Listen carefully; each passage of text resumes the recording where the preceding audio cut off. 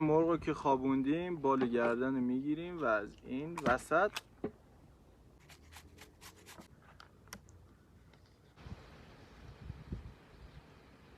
زعفرونه اضافه میکنیم بهش، سس خردل، مواد قشنگ مخلوط میکنیم با هم.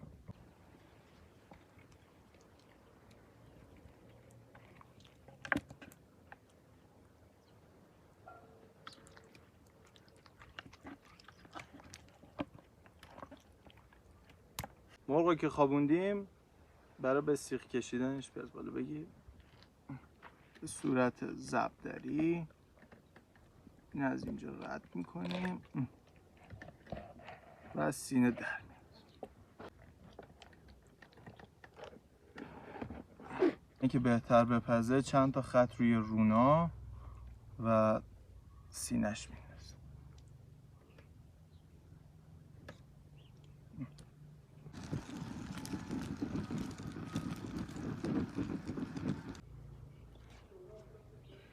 کره و زعفرونم در نهایت میاد روش.